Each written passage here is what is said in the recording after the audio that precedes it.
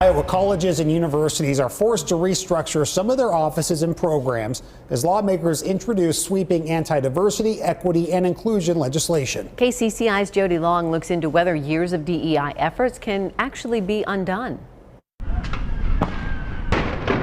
It is hard to forget the racial riots and reckoning that shaped 2020, the year that changed diversity, equity, and inclusion across our nation. That was then.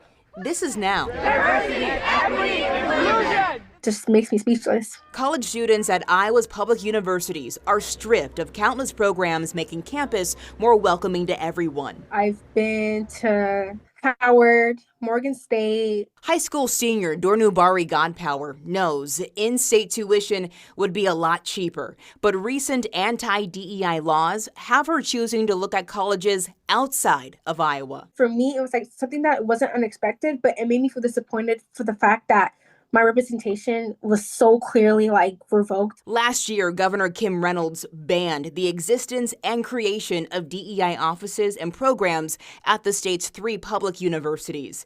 This year, Iowa lawmakers are considering at least 3 bills related to DEI, all of them targeting higher education and the state's control over how it's implemented on college campuses. Our institutions were welcoming before DEI, they're welcoming after DEI, and I think as you saw this last year with enrollment going up at our region institutions in particular, after we eliminated DEI, tells us everything we need to do. Representative Taylor Collins recently tabling a bill he proposed that would have banned diversity, equity, and inclusion offices and programs at community colleges. Collins says he killed the bill as a reward to colleges for their, quote, good behavior, after learning those schools don't have DEI offices. Representative Collins says he will bring back this bill if he finds that community colleges are not in compliance. Absolutely. Do you feel like that is something hanging over the college's head?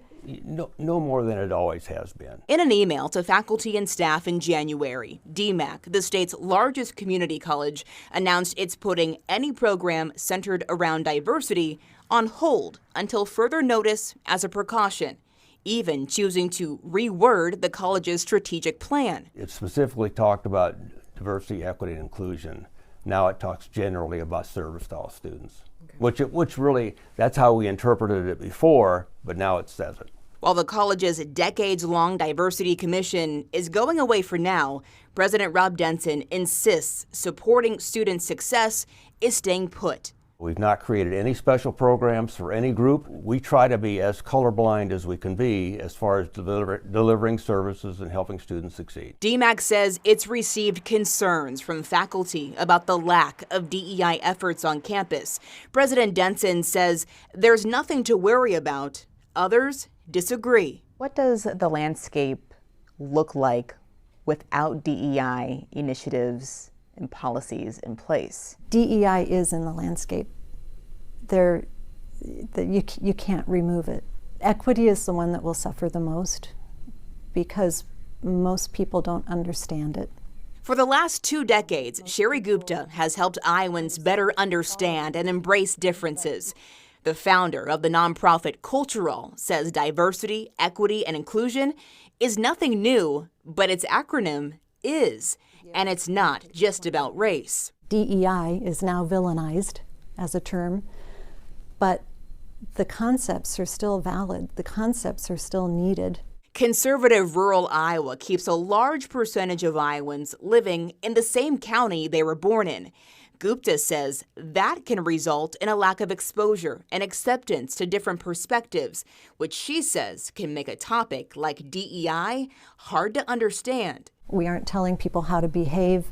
Instead, it's through exposure. It's through interaction. I understand why diversity, equity, and inclusion has been villainized, not just because there was an intentional campaign against those specific words, but because people have truly experienced harm, bad feelings, the shame and blame. Gupta says any equity work can unravel quickly when not intentionally practiced.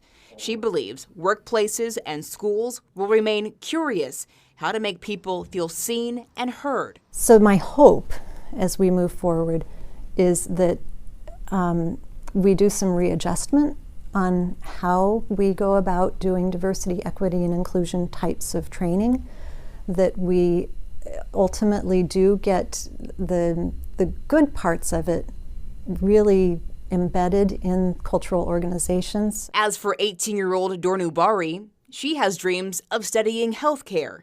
Where that will be depends on where she feels welcomed. To an extent, it does. What sacrifices am I going to make being in that environment that I'm going to have to compromise as a person to really be the full extent of who I want to be? In Des Moines, Jody Long, KCCI 8 News, Iowa's news leader.